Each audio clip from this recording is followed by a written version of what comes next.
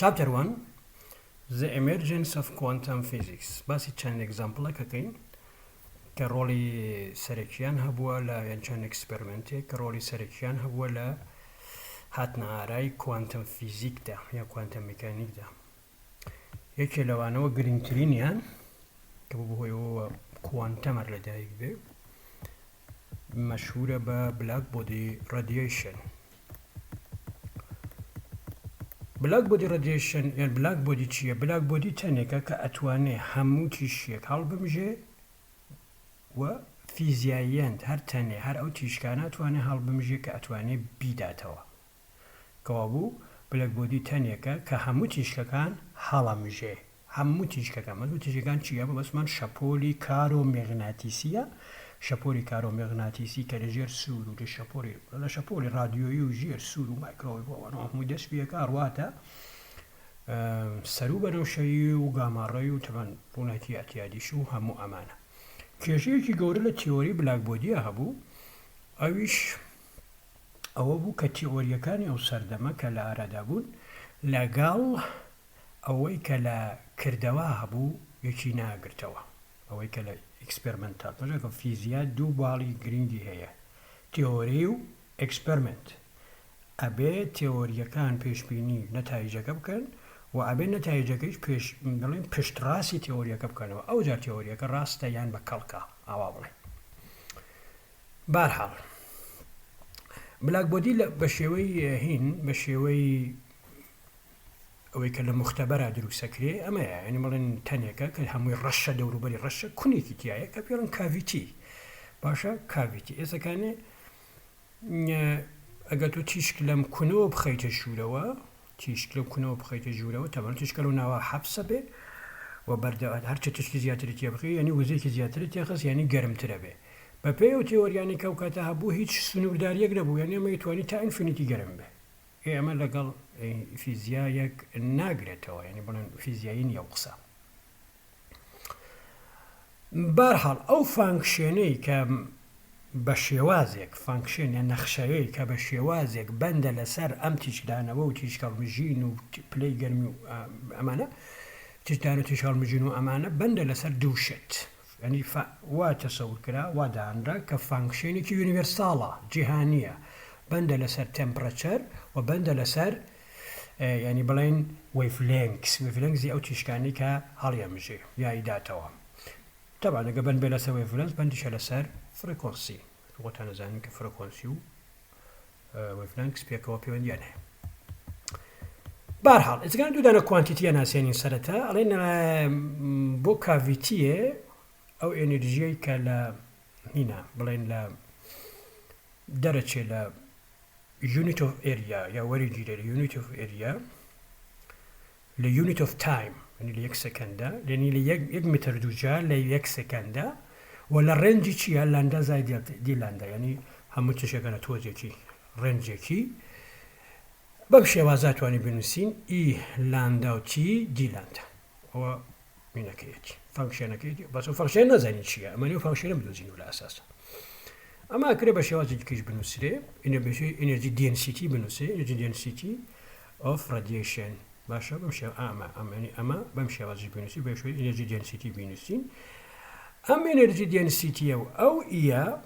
پەیوەندیەکانیان بە چ شێوازێکە بەم شێوازەیە 4 لەسەر سی ئێ لاندا تی. ئەمان پێشتر دۆزیەوە کە سی لەویا سپید ئۆف لایتە، ینی خێرونە چییە؟ ویلهەلم وێن لە ساڵی 1994 پیشانیدا ئەم دەبلو لاندا تیە 1 لەسەر لاندا 5ێکی تایە، فانکشێنێکە دابشی 1 لەسەر لاندا 5. ئەمەی بە کلاسیکال سەرمۆداینامیک دۆزی بووە، شتێکی وای دۆزی بووە کە لاندا 5 لەم ناوە هەیە، ینی ئەم لەسەرەوە فانکشێنێکە لە لاندا و تی لە خوارشەوە ئەنی هات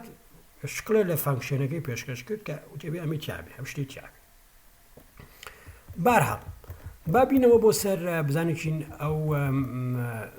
هینە چییە لێرە ئەم ئێستاکانی ئەم لانداتیە، ینی ئەم ئیف لانداتیە ئەم ئیفی لانداتیە کە ڕسمی بکەین یا دەبلیو لانداتی دابشی لاندا 5 ئەوە بڵێن ئیف لانداتی دابشی T5 کە ڕسمەکرێ بە پێی لاندا و تی شتێکی تێدایە بەم شێوازەیە يعني بڵێن فانکشنەکە بۆ شێوازە ینی ئەوەی کە لە ئەکسپەرمنت دۆزرێتەوە ئەمەیە پەیوەندی نێوان W و لاندا تی ئەمە بام شێوازە ئەمە ماکزیمۆمێکی هەیە ئەم ماکزیمۆمە ناوی ناونراوە B کەەوە بوو ئەمە ماکزیمەم هینە ماکزیمەم ویڤلنکس ئێکسانە بێ بە B لەسەر تی کە ئەم بێشیان دیاری کردبوو کاتە 2.8 کەڕەتی دەتوانمانێت لەسەرم کێرڤە کاری زۆر کرابوو ئەمە پەیوەندی بە سێدانە ئەم خاڵە جیاوازانە پەیوەندی بە سێدانە ئەکسپەرمنتەوەیە ئەو کرۆسەکان هینی ئەکسپەرمنتێکە لە پلەی گەرمی 1896 بەژێکە لە هەر پلەی گەرمیەکە بێشتەکە بەم شێوازەیە فۆرمەکەی تقریبان یەک شێوازە فۆرمان لە فۆرمی گاوسیەنە چێ بە فۆرمی گاوسیەن نییە چونکە ئاسیمیتریە فۆرمی گاوسیەن سیمتریە ئێستا تۆزێ یاریەکەین ئێمە ئازانین نو یەکسانە بە سی لەسەر لاندا و لاندا یەکسانە بە سی لەسەر نووسکانێت دی لاندا بە دی نو دابتاشین ئەکاتە ماینە سی دابشی نو 22 ئێستا فانکشنێکی کە ئاناسێنین یو نو تی یەکسانە بەچی W لاندا و تی W کە لەسەرەوە ناسانمان دی لاندا بە دی نو تەپەن ئەبسولوت ڤالیۆکەی چە لە چێ لانداکان سی نو دابنین لەجێ دی لاندا بە دیتی ئەمە سی لەسەر نودو دارین ناقسەکەی لا بە چکەوتمان ئەبسولوت ڤالیۆکەی دارین فانکشنێ لە ساڵی لە کۆتایی سەدەی 19 هەبوو بۆ هین بۆ ئەمە یومان ناسان بۆ ئەم یووە بەم شێوازە بوو کە دەران ڕایلی جینزەوە پێشکەشکرا بوو 8 پای نوتوانی دو سی کەیتی ئەم فانکشنە ئێستەکانی وەرە ئەمە لەگەڵ ئەمە بەراوردی بکە ببینە خواردترەوە فانکشنە گەر بە پێی لاندا ڕسمی بکەیت چونکە من نوتوانی دووەوانە کاتە یەک لەسەر لاندا دوێ دێتە خوارەوەوانە ئەگەر بەش پێی لاندا ڕسمی بکەین ئەو وەختەکانێ ئەو ڕایلیوێنە ڕسمەکەی بەم شێوازەیە ڕایلی جنس ڕسمەکەی بەم شێوازەیە یەک لەسەر لاندا دووە یەک لەسەر لاندا دوو ڕسمەکەی بەم شێوازەیە تەبع بەڵام ئەوەی کە لە حەقیقەتە هەمان بوو ئەمە بوو پلانک هات طبعا ئەم دوانە لە بڵین لە وێڤلنگسی بەرزە یا لە فرەکۆنسی نزمە وەکو یەکن بەڵام کاتێکە فرەکۆنسیەکان بەرزە بێتەوە یان وێڤلنگزەکە کورتە بێتەوە ئیتر ئەم دوانە یەک ناگرنەوە ینی ئەم فانکشنی ڕایلی جینس بۆ هەمووی ڕاست نەبوو ئەوە بوو کە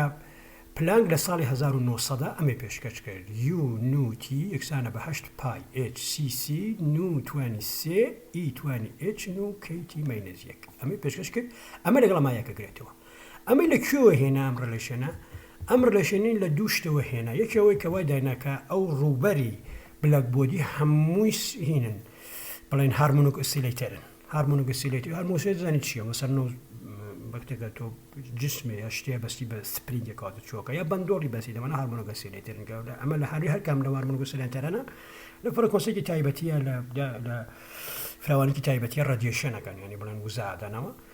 ئەوەی وا لە بەرچاوگرتبوو تەکانە یەک گریمانی زۆر مهمشی کردبوو ئەویشەوە بوو کە وای دانابوو ئەو وزایەکە ئەو هارمۆنیک ئۆسیلەیتەرانە سەر ئەو ڕووبەری بلاکبۆردیە هەڵیەمژن بە شێوەی ئیچنووە یعنی وزەکە درێدراوە بە فرەکەنسیەکەوە بە کۆنستانتێکەوە ئەو کۆنستانتە بە کۆنستانتی پلانک مەشهورە ئەمەش ناونابوو کوانتا ئۆف ئێنەرجی جا ئێستەکانە بینەوە بۆ ئێرە طبعا تۆ ئەگە بتەوێ وزەی تۆتال حەسێ بکەی وزەی تۆ ینی بڵێن تۆتاڵی ئەمە حەسێ بکەی ئەم یووە کە لەژە یو یەکمان هەیە دوودانە یومان هەیە یەکی ئەمە هینی ڕایلی جینس بوو یەکی ئەمە کە هینی پلانک بوو باشە بمەروێ ئەنتیگراڵەکەی حەسێ بکەین ئەنتیگراڵەکەی کە بە پێی ڕایلی جینس حەسێ بکاتە ئینفینیتی شەپۆلەکانی تۆ لە شێوەیە بۆ کوێ لە فرەکەنسیەکانی تۆ لە سفرەوەیە تا ئینفینیتی ینی هیچ سنووریکی نییە ئەوەختەوە ئەنتیگراڵی ئەمە کە حەسێ بکەی بە پێی نو لە سفرەوە بۆ ئینفینیتی حتممە نکاتی ئینفینیتی چونکە کاتە نوتوانی سێ ئینفینیتی دابنێ سەرەتا سفری تیادانی سفرەکاتە سفر بەس ئینفینیتی کە دادانا هێبێ ئینفینیتی بوو ئەمە جواب ناداتەوە ئینفینیتی لە فیزیا کەف لە لا ئینفینیتی بێ بەس ئەمەی تریان کاکەین 8 پای بەر بەپی ئەنتیگراڵاگرین 8 پای HCC لە سفرەوە بۆ ئینفینیتی دەبن جینو ئەمە نووس و ئەمە ناکەین واني گۆڕان کاریە سادەوە ئکسەکەین h نو لەسەر کەیتی نووە کاتە کەیتی لەسەر h لەسەر x ئەمە ئەنتیگرالی سفر تا ئینفینیتیەکە ئابەمە ئەنتیگرالی ئەمە حەسێ بکەین ئەمەش دەزانین ئەکاتە کۆنستانت ئەزانین ئەکاتە کۆنستانەوەی بەلایەنەوە مەتوانێت ئەوە حەلیم جۆرە ئەنتیگراڵانە بێ لە هنا بین خوێندی بێتان لە سپیشال فانکشنۆمانای خوێنین احتیماڵن بەرهەڵ مێتۆدێکی هینی ئەمە کاتە پای توانی 4 لەسەر 15 ئەمە ئەنتیگراڵە کەوا بوو ئێستەکانی هەموو کۆنستانتە h کۆنستانتە پای کۆنستانتە h کۆنستانتە c کۆنستانتە k کۆنستانتە h لێرە هەیە کۆنستانتە ئەم c لێرە کۆنستانتە ئەنتیامێنێتەوە واریە بڵا تیتوان 4ەکە هێنە دەرەوە هەموو ئەوانە ناوەنەین a بەم پای 4 لەسەر 15 هەموویانەکەی بە کۆنستانت و ناومان ناوە ئای ئەمە ناسراوە بە ستیفن بۆڵتزمان ڕێشن ئەیەکەیشمان کە حەسیبەکەی کاتە 7.56 کەرەک دەتوان ماینەس 16 بەڵامی تر خۆتە نەزانن کاتێککە پلانگ کاتێکە فرەکۆنسی نزم بێ فرەکۆنسیەکان کە نزم بێ یان بڵێن وەڤلەنگسەکەمان درێژ بێ پێش بینیەکانی پلانک و ڕێلجێنسێکەکرێتەوە بەس باقی شوێنەکان یەک نەکرێتەوە ئەمە ئەو شۆڕشە بوو کە پلانک دەستی پێکرد ئەمە ئەو شۆڕشە بوو یەکی ئەوەی کە وزەی هێنا بە شێوەزی پەکێج لە بەرچاوی گرت وتی وزەی کوانتایە پەکەجە کۆنتینیوس نییە بەپێی ئەو تەسەوراتانی کە تا ئەوەختە هەبوو ئێمە لە سەدەی 19 هەمای ئێستا بەپێی ئەو تەسەوراتانی کە تا ئەوەختە هەبوو وزە شتێکی بەردەوام بوو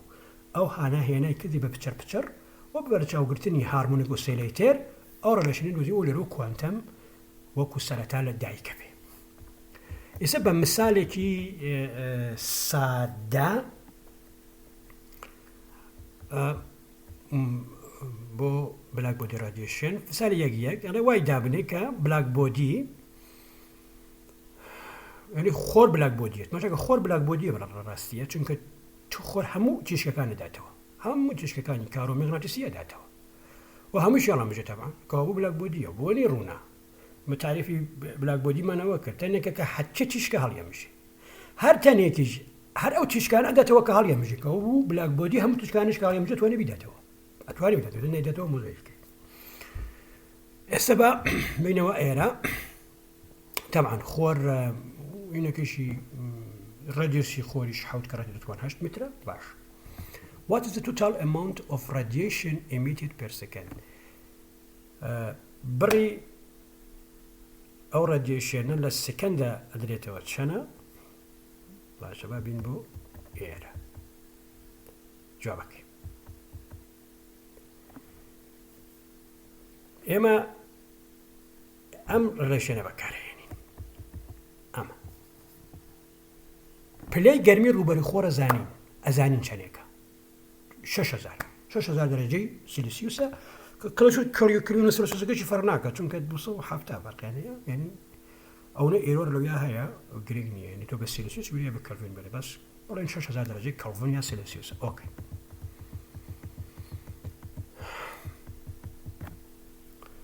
ئەوەختە ئەو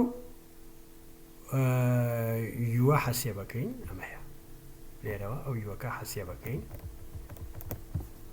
باشە و ئێمە چیمانێ چیە وێ لە ئێمە What is the total amount ئیە وێ لە ئێمە ئی ئەوێ لە ئێمە ئۆکەی ئی ئەکاتە چی سی لەسەر 4 یوتی ئەوانەمانداناوە کردیە ئەمە 7 کەڕەتی 36 کەڕەتی دەتوان 7 ئەمە بۆ 1 متر بوو ئەو ئیەکە دۆزیمانێتەوە بۆ 1 متر دووجای تاریفەکەیەوە بوو تۆتاڵەکەی کاتە چەند تەبان ڕوبەری خۆر حەسیە بەکەین ئەگەر 4 پای ئاردوو 4 پای 7 کەڕەتی دەتوان 8 متر دووجا ئەوەش حەسیە بەکەین ئەکاتە ئەوە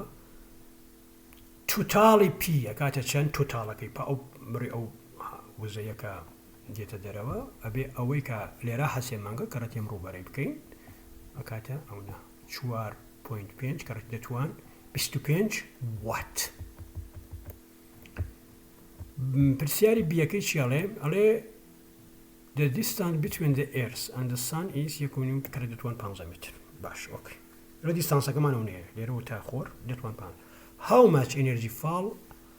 on 1 meter at the earth چەندێک وزە ئەکەوێتە سەر زەوی باشە وای دابنین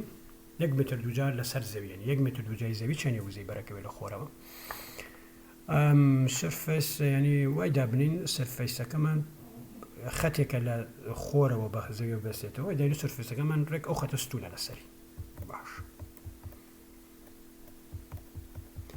بۆ ئەمە دین چیەکەین طبعا بێ ئەو فراکشنە حەسێ بکەین the total radiation fall on the surface of a sphere of radius is ئەوە 1.2 مۆداکەمان و یەک گۆی گەورە هێن یەک گۆی گەورەمان هەیە مۆداکەمانە ها 1.5 کەڕەتی دەتوان 15 ئەو مۆدا گەورە ئەگەرین گۆیە بێ باشە ئەو وەختە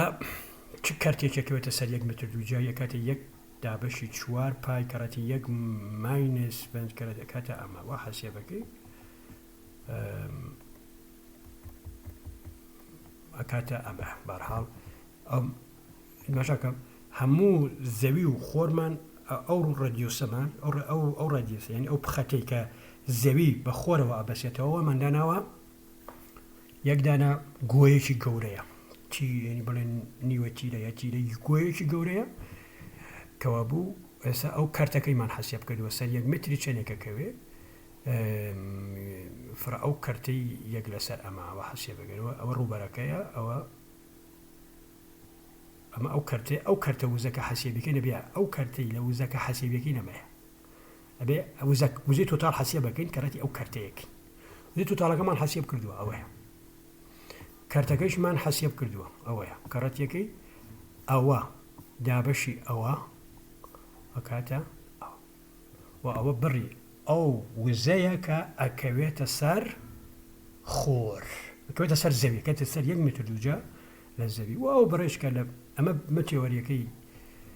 پلانکە پێشبینیەکە ئەوەی کە لە عەمەڵا پێوراوە 1.36 بەکردەوە پێوراوە 1.36 کە دەتوانسیە کە یەکگرتنەوەیەکی زۆر سەرسوڕهێنەریتیایە یعنی تێوەریەکەی پلانک زۆر ڕاستە بۆ ئیمکاناتەوە کە لەو سەردەمەدا